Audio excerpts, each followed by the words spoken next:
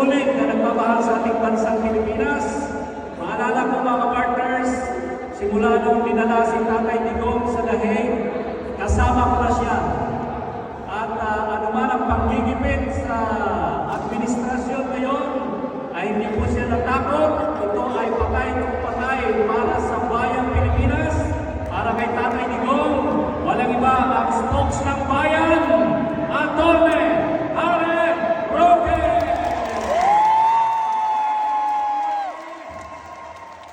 Duterte! Duterte! Duterte! Duterte! Duterte! Duterte! Duterte!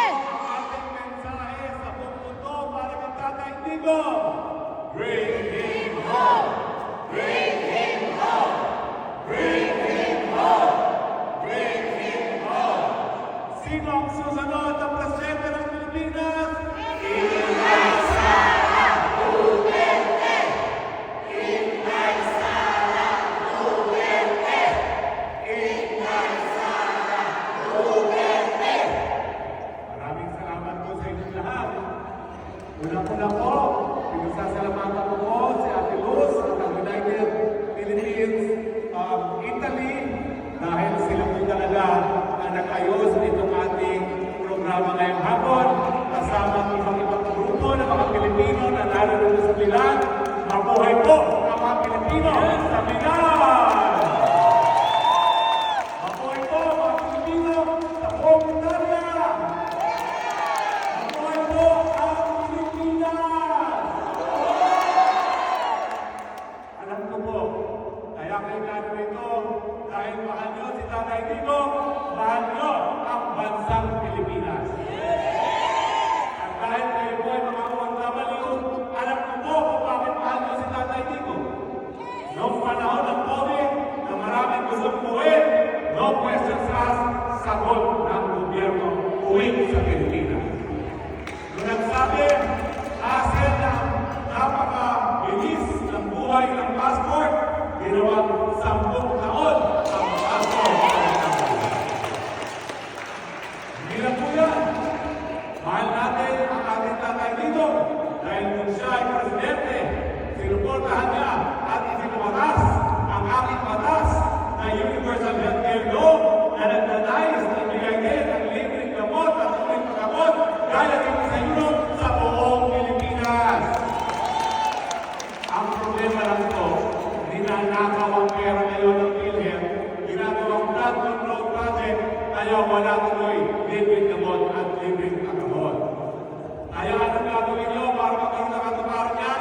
Sinong susunod ng presidente sa 2028? Inay Sara Duterte! Inay Sara Duterte! Hindi lang po yan. Si Tatay Digong nagsabi, ako, kinakailangan, tayo'y pangalagaan ng ating kapital ang pinag-importante sa buong mundo. Yan po walang iba kung hindi ang ating mga kabataan. Anong ginawa niya? Binigyan niya ng libreng tuition sa lahat ng state university and colleges. Alam niya na dahil importante ang internet sa edukasyon, binigyan niya ng libreng internet ang lahat ng mga kabataan. At dahil alam niya na ang agrikultura ang siyangkay ng buhay ng mga Pilipino, ang ginawa niya, binigyan niya ng libreng patubig ang mga magsasaka. Lahat ng mga maliliit na magsasaka libre na ang patubig. Yan po yung mga batas na isinulong natin tayo na sa Kongreso, sinuportahan ng ating Pangulong Duterte. Nung kaya naman po, nung sabi niya, halika na, sumama ka na sa akin para maging aking kalapagsalita. Anong sasabihin ko? Kabago-bago mo po presista, napaka-importante mga batas, napakaraming budget ang kinakailangan, wala siyang pakailangan, basta para sa Pilipino. Lahat yan, aprobado, tinatabasan na natin ngayon. Mabuhay si Tatay Digong! Duterte! Duterte! Duterte! Duterte!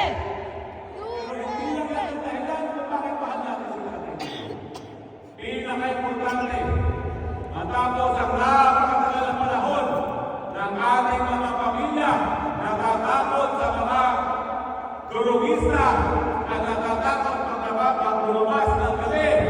Si Tatay Digong ibinalik ang takot sa isipan at puso ng mga nagtutulong sa pinagbabawal ng droga at ngayon na meron tayo mga ligtas na komunidad. Tama ba hindi? Yan ang dahilan kung bakit ang Pilipino ngayon nagsasabi, we love Tatay Digong. Bring him home! Bring him home! Bring him home! Bring him home! Pero napakatindi po ng ating pagsubok. Dahil ang pamilyang Marcos ay nagnanais na manatili sa pwesto dahil sanay nila sila sa pangmurakot ng ating mga bayan.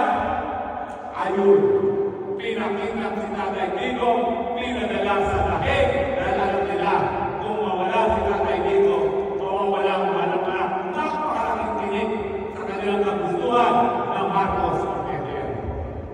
Pero mabuti na lang, itulungan si Tatay Digong ang puso at isipan ng sambayanang Pilipino na kay Tatay Digong. Yeah!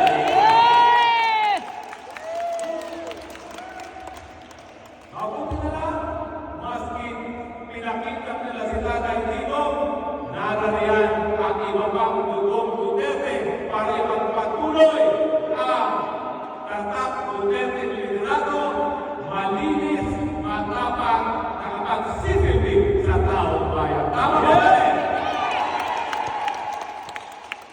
Pero ngayon po, napakatindi ng paghamon sa atin.